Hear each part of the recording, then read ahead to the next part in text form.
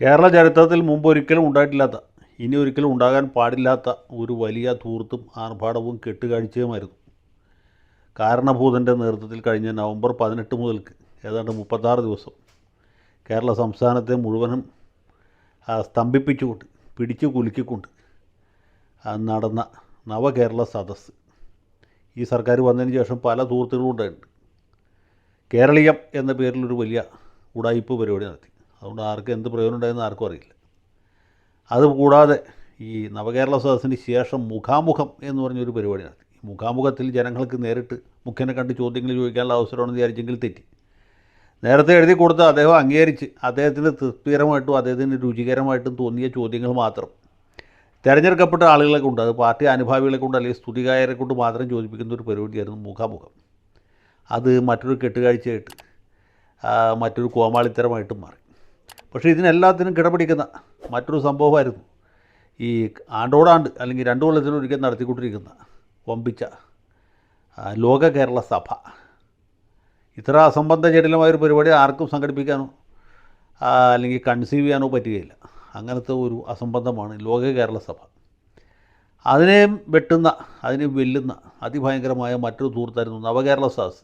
കേരള ചരിത്രത്തിൽ ഇതിനു മുമ്പ് തിരഞ്ഞെടുക്കപ്പെട്ട മുഖ്യമന്ത്രിമാരാകട്ടെ, അതിനു മുമ്പ് രാജഭരണമുള്ള കാലത്ത് രാജാക്കന്മാരാകട്ടെ, ഇതുപോലത്തെ ഘോഷയാത്ര ഒരിക്കലും നടത്തിയിട്ടില്ല. പണ്ട് മാർത്താണ്ഡവർമ്മ മഹാരാജാവൊക്കെ വേഷപ്രച്ഛന്നനായിട്ട് ജനങ്ങൾ എന്താണ് ചിന്തിക്കുന്നത്, എന്താണ് പറയുന്നതെന്ന് അറിയാൻ വേണ്ടി യാത്ര നടത്തിയതായിട്ട് കേട്ടിട്ടുണ്ട്. ഇവിടെ അങ്ങനെയല്ല.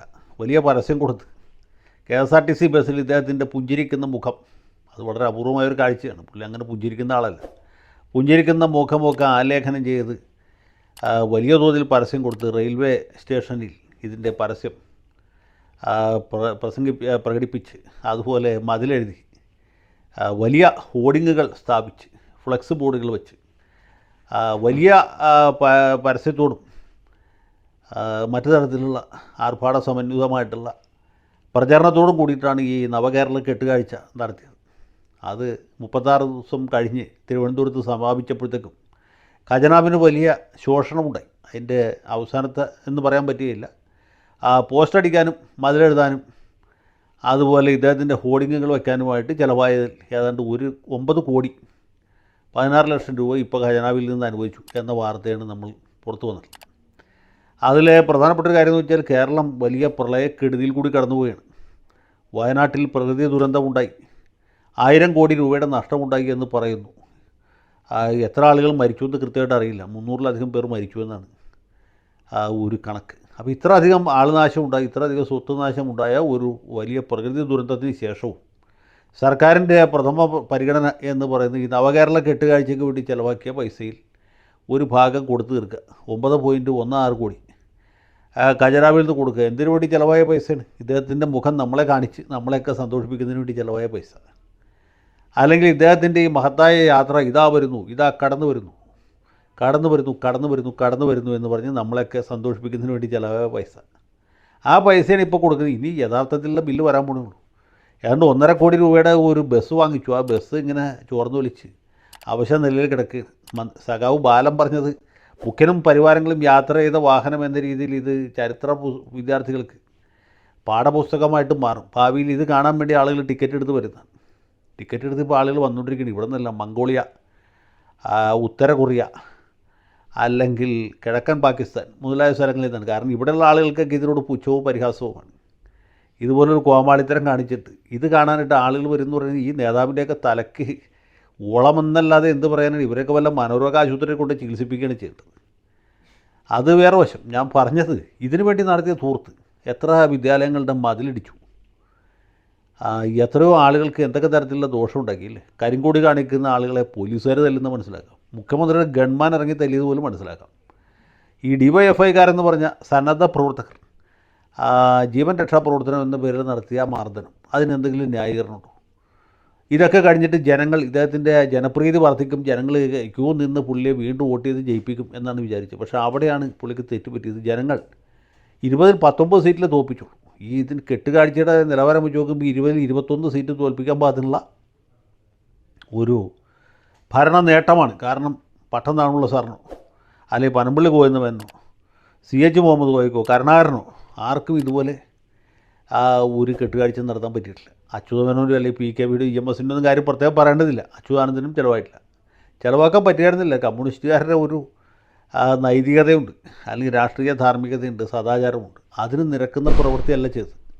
ഇദ്ദേഹത്തിൻ്റെ സാധാരണ യാത്രകൾ പോലും വലിയ ചക്രവർത്തിമാരുടെ എഴുന്നള്ളത്ത് പോലെ 40ഓളം വാഹനങ്ങളുടെ അകമ്പടിയോടുകൂടി മുന്നിലും പുറകിലും ആംബുലൻസ് അല്ലെങ്കിൽ ഫയർ എഞ്ചിനൊക്കെ ആയിട്ട് യാത്ര ചെയ്യുന്നൊരു മുഖ്യമന്ത്രി കേരളം കണ്ടിട്ടില്ല. കരുണാകരന് പോലും ഇത്ര വലിയ എസ്കോർട്ട് പൈലറ്റൊന്നും ഉണ്ടായിരുന്നില്ല. മുമ്പിൽ ഒരു പൈലറ്റ്, പുറകിലൊരു എസ്കോർട്ട്, അത്ര ഉണ്ടായിരുന്നു. അതിനെ തന്നെ പരിഹസിച്ചവരാണ് CPM-കാർ. അവരുടെ നേതാവാണ് ഇങ്ങനെ വലിയ ആർഭാട സമന്വിതമായിട്ട് എഴുന്നള്ളത്ത് നടത്തുന്നത്. ഇതൊക്കെ കാണുമ്പോൾ ജനങ്ങൾക്ക് അവജ്ഞയാണ് ഉണ്ടാകുക. അപ്പോൾ നാട്ടിൻപുറത്ത് പല ചൊല്ലുകളും ഇതുമായിട്ട് ബന്ധപ്പെട്ട് ഉയർന്നു വരും. അതൊന്നും പറഞ്ഞിട്ട് കാര്യമില്ല. കാരണം ഇതൊക്കെ കഴിഞ്ഞിട്ട് ജനങ്ങളെ പുച്ഛിച്ചുകൊണ്ടുള്ള അദ്ദേഹത്തിൻ്റെ എഴുന്നള്ളത്തുണ്ടല്ലോ, അതാണ് ഏറ്റവും ഭയങ്കരം. ഞാനിതൊക്കെ ചെയ്യും, ഖജനാവിലെ പൈസ എന്ന് പറഞ്ഞാൽ എൻ്റെ ഭാര്യയ്ക്ക് സ്ത്രീധനം കിട്ടിയതാണ് എന്ന ഒരു നിലപാടാണ് പുള്ളി കൈക്കൊണ്ടുള്ളത്. ഇതിനൊക്കെ കാലത്തിൻ്റെ വലിയ തിരിച്ചടി ഉണ്ടാകും. UDF-കാരെ അഴിമതി നടത്തുന്നത് നമുക്ക് മനസ്സിലാക്കാം. അഴിമതി അവരുടെ രാഷ്ട്രീയ ധാർമ്മികതയുടെ ഭാഗമാണ്. രാഷ്ട്രീയം, UDF രാഷ്ട്രീയം എന്ന് വെച്ചാൽ ജീർണിച്ച ഒരു രാഷ്ട്രീയമാണ്. സ്വാഭാവികമായിട്ടും കോൺഗ്രസ്സുകാരും കേരള കോൺഗ്രസ്സുകാരും ലീഗുകാരും ഒക്കെ ചക്കരക്കുടത്തിൽ കൈയിട്ട് വരും, ഒരു സംശയമില്ല. പക്ഷേ CPM-ൽ നിന്ന് അല്ലെങ്കിൽ CPI-ൽ നിന്ന്, ഇടതുപക്ഷ പാർട്ടിയിൽ നിന്ന് ജനങ്ങൾ പ്രതീക്ഷിക്കുന്ന ഒരു നൈതികത, ധാർമ്മികത, രാഷ്ട്രീയ സദാചാരം എന്ന് പറഞ്ഞൊരു സംഗതിയുണ്ട്. അതിന് നേർ വിപരീതമായിട്ടുള്ള പ്രവൃത്തികളാണ് പുള്ളി ചെയ്തുകൊണ്ടിരിക്കുന്നത്. ഇനി ഒരു കാര്യം കൂടി പറഞ്ഞിട്ട് അവസാനിപ്പിക്കുക. ഈ മുഖ്യമന്ത്രിയുടെ ദുരിതാശ്വാസ നിധിയിലേക്ക് എല്ലാവരും സംഭാവന കൊടുക്കണമെന്ന് പറഞ്ഞുകൊണ്ടിരിക്കുമ്പോഴാണ് ഖജനാവിൽ 5 പൈസയില്ല, സർക്കാർ ഉദ്യോഗസ്ഥന്മാർക്ക് ശമ്പളം കൊടുക്കാൻ സമയത്തിന് പൈസയില്ല, അല്ലെങ്കിൽ ശമ്പളം കിട്ടുന്ന പൈസയിൽ നിന്ന് സാലറി ചലഞ്ചായിട്ട് ഒരു ഭാഗം തിരിച്ച് ഖജനാവിലേക്ക് അടക്കണമെന്ന് ആവശ്യപ്പെടുന്ന സമയത്താണ് KSRTC ജീവനക്കാർക്ക് പെൻഷൻ മുടങ്ങുന്നു, ശമ്പളം വൈകുന്നു, ക്ഷേമ പെൻഷനുകൾ മുടങ്ങുന്നു, മറിയക്കുട്ടി പിച്ചച്ചട്ടിയും എടുത്ത് വീണ്ടും റോഡിലിറങ്ങുന്ന ഒരു സാഹചര്യം ഉണ്ടാകുന്നു.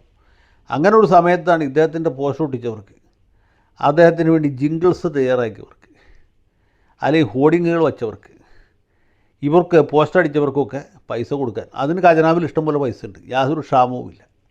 അപ്പോൾ ഈ ദുരിതാശ്വാസത്തിലേക്ക് സംഭാവന കൊടുക്കാൻ വരുന്ന ആളുകൾ എന്ത് വിചാരിക്കും? ഇവിടെ തൂർത്തിന് പൈസയുണ്ട്, അത്യാവശ്യത്തിന് പൈസയില്ല എന്നല്ലേ വിചാരിക്കുക. ഇനി അത് കഴിഞ്ഞ് ഈ ദുരിതാശ്വാസ നിധിയെക്കുറിച്ച് എന്തെങ്കിലും എതിരഭിപ്രായം പറയുന്ന ആളുകളൊക്കെ പോലീസ് കേസിൽ കൊടുക്കാനാണ് തീരുമാനിച്ചിട്ടുള്ളത്. അങ്ങനെയാണെങ്കിൽ ഈ നാട്ടിൽ പോലീസ് കേസിൽ പെടാത്ത എത്ര ആളുകളുണ്ടാവും എന്ന ചോദ്യവും വളരെ ചിന്തനീയമാണ്. ഏതായാലും ഇതൊന്നും ആളുകൾ ഒരുപാട് കാലം സഹിക്കില്ല എന്ന് മാത്രമേ എനിക്ക് ഓർമ്മിപ്പിക്കാനുള്ളൂ. 20-ൽ 19 സീറ്റ് എന്ന് പറഞ്ഞത് 19 സീറ്റ് എതിർകക്ഷികൾ ജയിച്ചാണ്. 20-ൽ 19 സീറ്റും തോറ്റു എന്നൊരു ഭൂഷണമായിട്ട് എടുക്കുകയാണെങ്കിൽ നമുക്ക് കുഴപ്പമില്ല. ഇനി അതല്ല, തെറ്റിദ്ധരുത്തലിനൊക്കെ എന്തെങ്കിലും അർത്ഥമുണ്ടെങ്കിൽ ഇതുപോലുള്ള കലാപരിപാടികൾ ഇനിയെങ്കിലും അവസാനിപ്പിക്കുന്നതാണ് നല്ലത്.